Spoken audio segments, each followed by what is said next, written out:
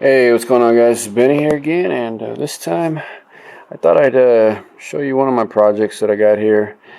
This is my 1966 Buick Special station wagon. You could say it's kind of like a Skylark, different trim, I guess. Although I don't think the Skylarks came in a wagon. But yeah, I picked this car up a while back. I was looking for, a shop vehicle. Something a little bit more cool than a newer model extended cab white Silverado, to take to the car events that I go to. So, yeah, seen this thing on Facebook, and after a little while, price dropped on it. I said, you know what, I need to jump on it, and I did. So, let me take you around the car here a little bit so you can check it out while I tell you what the plans are for this thing. It's actually sold new here, I guess, in Metter, Fort Worth. That dealership's still around, actually. But, yeah, my plans are for this thing is to pretty much leave the body alone. Really doesn't have much rust. Got a few dents on it. Nothing major. A little bit of pitting here on the other side. On that corner there, it's got a little bit of got a few little holes here, but the floors are pretty much immaculate. The rockers are pretty much immaculate. Quarters same way. So front end is damn near perfect. So don't plan on touching the outside. It's got that nice. I guess you could have that nice patina. That's like the thing right now. Although this is not the original color of this car. The original color was like this greenish color. I guess somebody decided, let's paint it the same color as the interior. So gotta like the way the doors close on these older cars, Well, let's go to the front here. Anyways, the plans are with this thing is to, like I said, not touch the outside. Really, just maybe wheels and tires. There's the hood. It's got a few little dents on it, but really no rust, especially on the slip. Man, it's a good thing because a lot of times you get rust on the lip and stuff here. Nothing there. There's the front bumper, pretty good shape. The grill is freaking perfect. Same thing with the core support. No rust there. Heck, even the damn the battery tray, man, I tell you, that thing's still good. Like I said, the inner fender wells, no rust at all. Down in the bottom of the that's usually rust on the fenders. Man, that stuff is, you couldn't ask for a better deal there.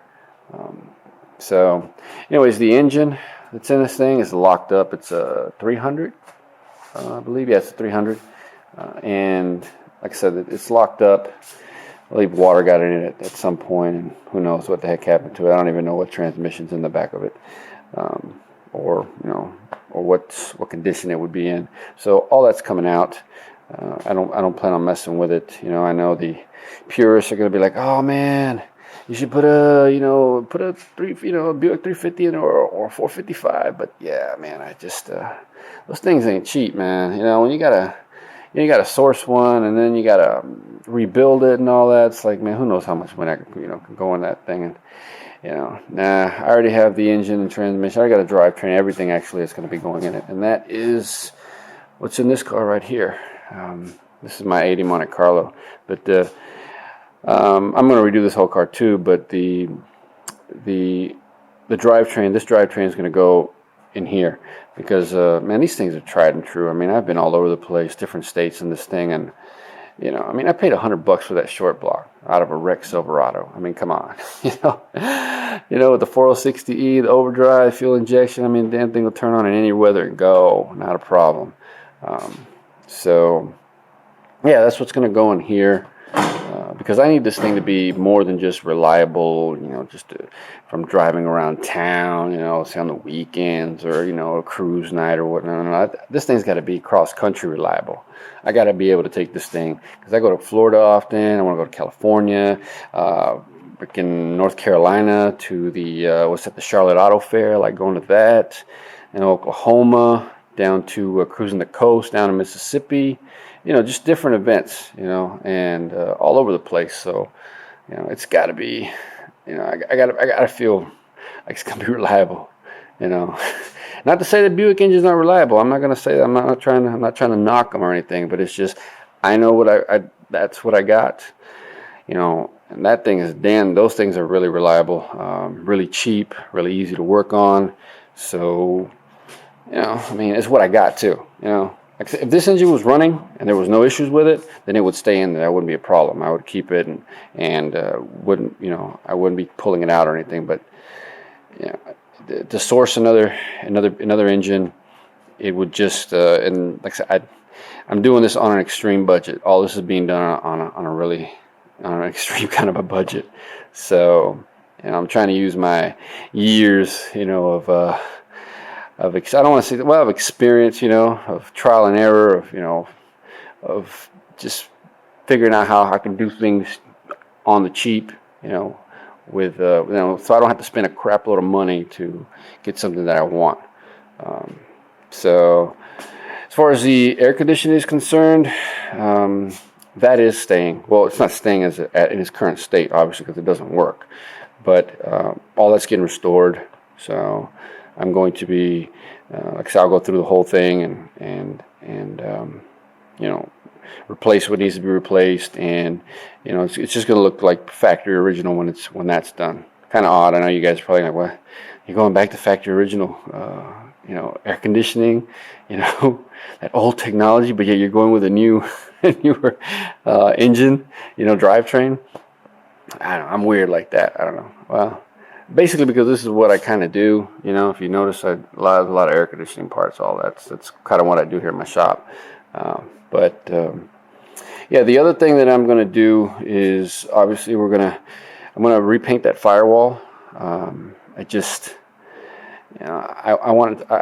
like a nice looking firewall, nicely detailed firewall. Same with the frame, from the firewall forward will be repainted. Taking all these parts off, all the suspension, the steering, the brakes, all that's coming off, and it's going to be, I'm gonna bead blast those parts. I got a decent sized bead blaster. You can see it over there. That I can fit all those parts in. My compressor's pretty decent, I guess. I need to get another one, but should be good enough for that. Yeah, so I'm going to be redoing the suspension, the steering, that steering box is out of here. I'm putting one of those. I'm doing the cheap swap. I'm pretty sure if you guys, the A-body guys, probably know about it. And it's not just the A-body guys, because you can do it for the G-bodies too. But the Jeep Grand Cherokee steering box, that's a quicker ratio steering box. So I'll be doing that. Actually, I have it somewhere around here. I think it's in that corner over there. But I already have that, and I'm also going to be adapting the Grand Cherokee steering shaft also, like I did on my Monte Carlo, just to eliminate the rag joint. So I'm also going to try to figure out a way to get a much better sway bar in there, but an OEM sway bar, something that I can rob from another vehicle.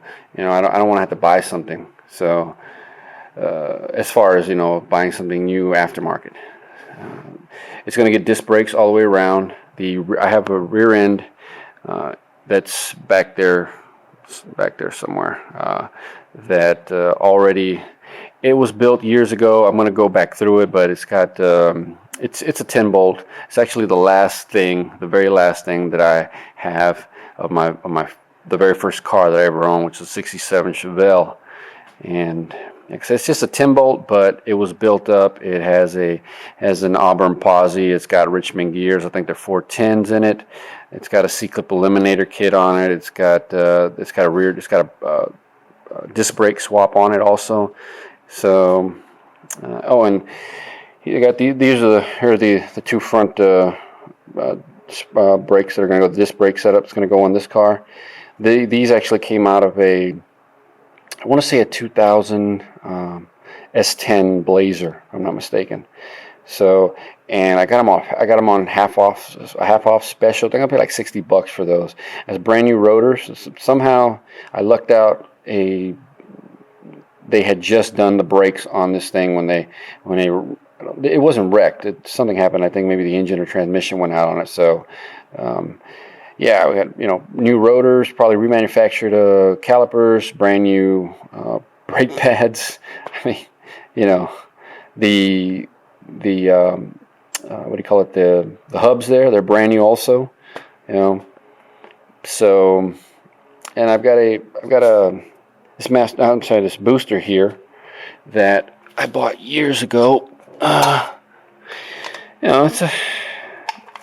It's a small, but it's new. I think the guy was going to put it in a Tri-5 Chevrolet. He also had the bracket. You can see it. It's sitting right. You can barely see it sitting on top of the Monte Carlo there. It was so it was to be interchangeable from Ford to Chevy. But I bought this bracket here off of eBay that will allow it to bolt up to the Chevy. Well, the 62 and A body. So what else? To do the modern, the LM7, with the fuel injection, you gotta update your fuel delivery system. So the old gas tank was no good. It was rusted out. It wasn't any good. I trashed it. I went and got me this is a plastic tank out of a 92, 93. I want to say it was pretty sure it was the Caprice Classic Wagon or a Roadmaster, but you can get it out of any one of those from like 91 to 96, and they will fit. Barely, but they will fit between the rails of these cars here. So you don't have to go out and buy some expensive freaking gas tank. Like, I'll make this thing work. This is going to work just fine. And I also took the sending unit here, because man, those things aren't cheap either. So, even like from Rock Auto. But I did get a new fuel pump there for it. And let's see what else I got. I got these new springs that I think they're Hotchkiss springs. I think I want to say they are. Are they? Thought they were. Yeah, they say Hotchkiss on them. Yeah. Oh, I can barely. There it is, right there. But I bought these things for $40, man. A swap meet. $40 at a swap meet. I bought these. These are for the rear trailing arms, bushings, for $20. I bought these. This is the body mount bushing set for this car for $10, brand new, swap meet. Can't beat that, man. I mean, and I got all there's all Moog stuff, bushings and ball joints that are going to go on there. Got all that, I think, from where did I get it? I'm pretty sure I got it from Advance, but you can get them anywhere. I think that's pretty much that I have for now on the car that I bought for it. I need to buy the paint. I got to buy some nice paint to put on it. That I'm going to paint the firewall, and I'm going to do the inner fender wells, probably the core support. I'm going to replate these here. I'm just going to plate them. I've seen these zig plated, and they look really nice. So, yeah, those are pretty much the plans. Like I said, it's not going to be anything for the track. Take it out and try to dog on it. Just make it. It's not going to be any kind of performance thing. It's just I want it to be a nice, really nice cruiser that is capable of going cross country at any moment.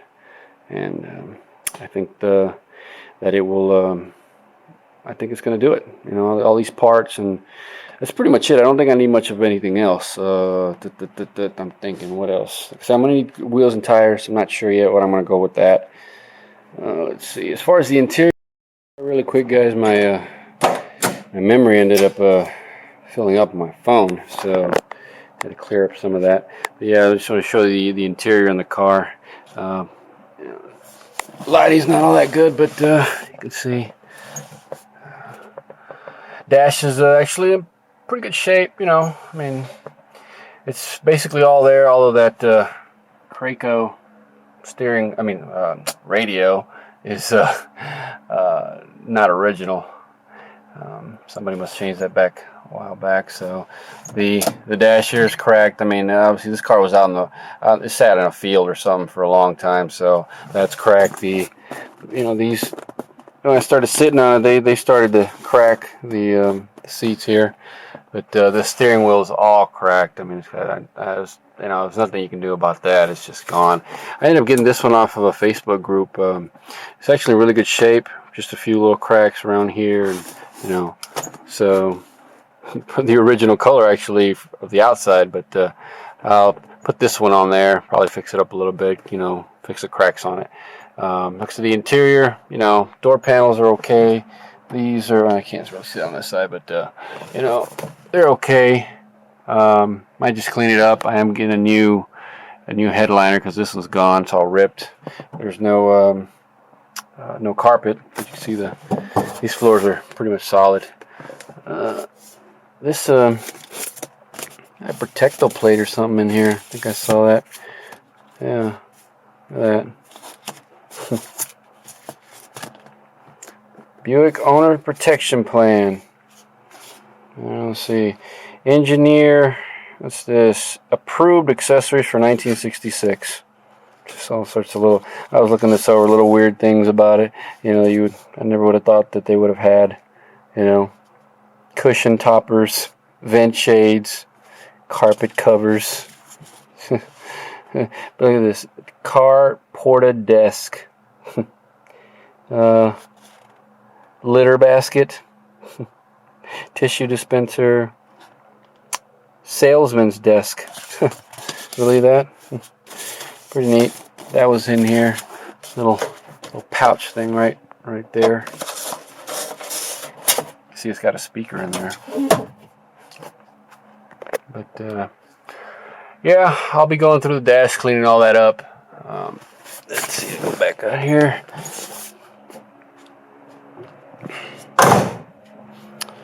In the back here, the tailgate opens and closes pretty good. No rust all along here. It says electric. The only electric window is this one here, but the motor is shot. I gotta see if I can rebuild it or whatnot. It's sitting on the workbench. But yeah, I mean, as you can see, it's hard to tell. I can't the light with no lighting, but it's coming apart there. But like I said, it can get cleaned up. Oh.